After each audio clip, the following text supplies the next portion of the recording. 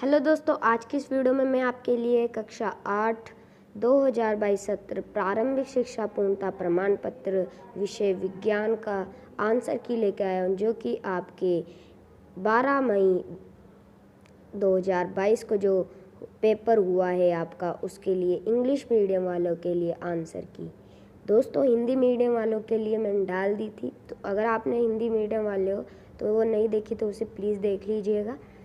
तो अब हम बात करने वाले हैं इंग्लिश मीडियम वालों की। तो देखो, इसमें पहला क्वेश्चन है, मैच ऑफ द फॉलोइंग जो है उसके अंदर खारिफ क्रॉप यानी कि जो खारिफ की फसल है, इसका क्या होगा? इसका होगा हमारे ग्राउंडनट एंड मेज।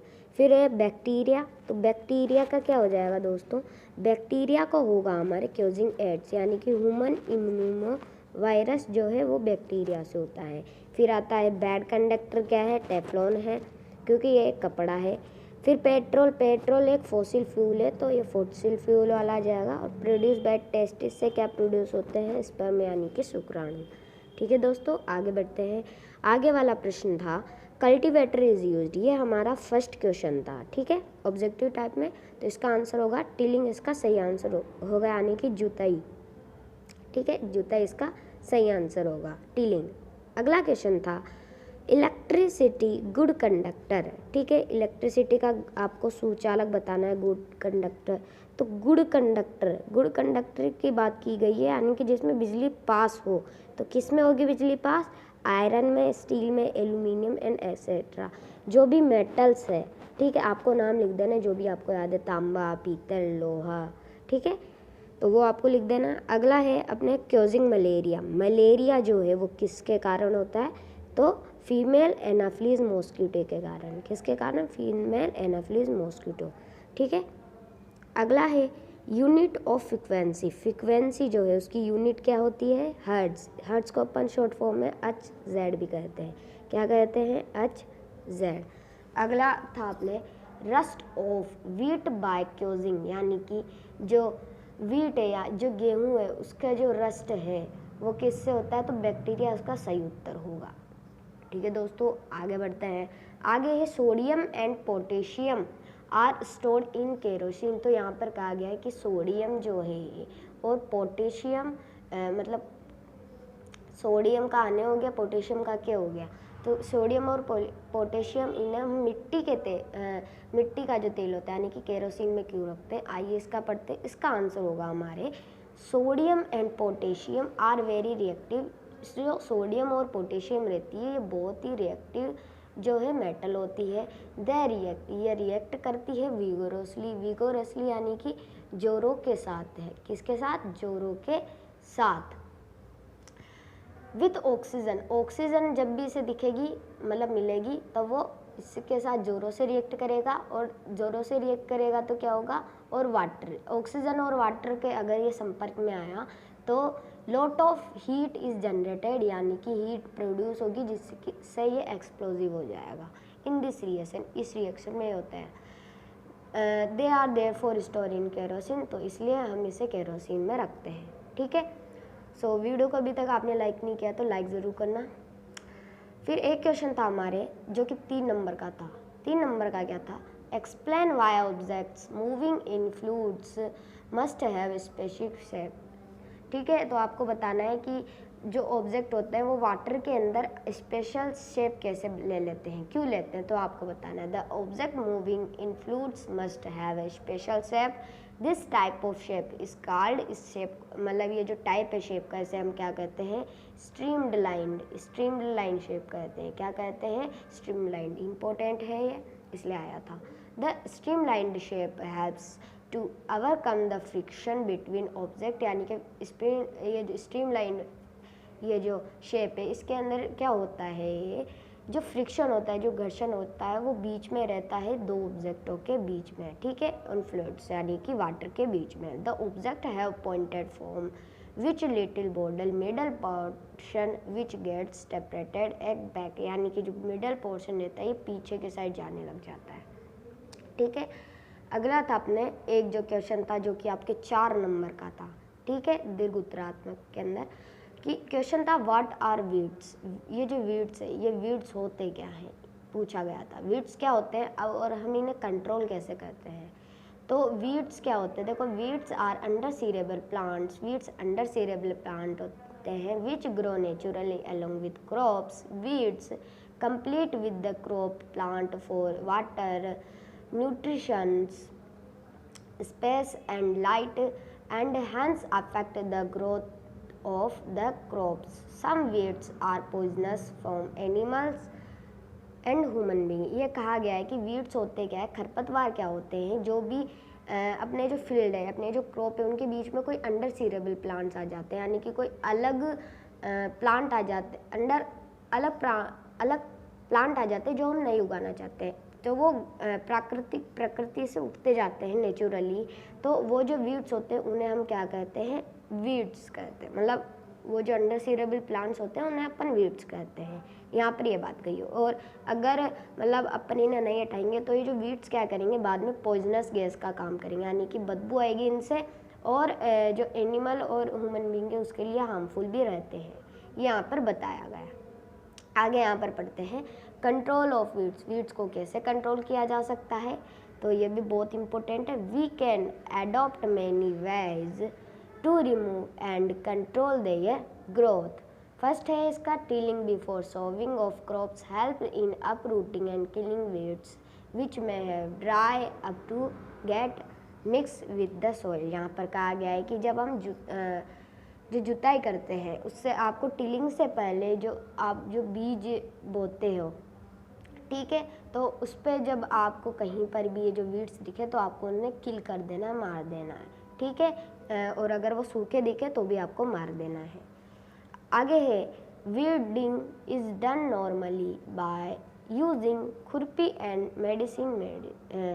यहाँ पर क्या है, वीडिंग क्या होती है, the removal of weeds are called weeding, यानी कि जो वीड्स होते हैं अगर हम उन्हें हटाते हैं तो उन्हें हम वीड्स मतलब वीडिंग कहते हैं। तो यहाँ पर बताया गया है कि वीडिंग को अगर आपको करनी है, इन्हें हटाना है, तो आपको कुछ केमिकल्स लानी पड़ेगी, मेडिसिन केमिकल्स। अगला है weeds are also controlled by using certain chemicals. कुछ सर्टेन केमिकल्स है ये जो है कंट्रोल होता है, जैसे लाइक एक केमिकल का नाम दिया गया है जिसका नाम है 2.4D, ठीक है। These chemical are spread in spray के, आपने देखा होगा एक आदमी रहता है, पीछे सिलेंडर रहता है, उससे वो स्प्रे करता है, ठीक है, इन द फील्ड्स, एंड जो कि वो वीड्स होते हैं खरपतवार वो मर जाते हैं। एक था क्वेश्चन आपके जो कि 3-4 नंबर का है, शायद मुझे याद नहीं आ रहा पूरी तरह से। How does deforestation result in decrease rainfall, ठीक है। तो आपको बताना है कि जो डिफॉरेस्टेशन है इससे बारिश कम क्यों हो रही है। The forest trees take a lot of ground water which is soaked through their roots and released into the atmosphere as water vapour by the process of transpiration.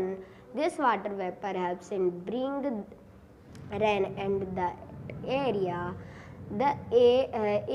in which forest trees are cut down exclusively, there very less water vapor is released in atmosphere through transpiration. Since less water vapor is put into the atmosphere which is less rainfall is that area।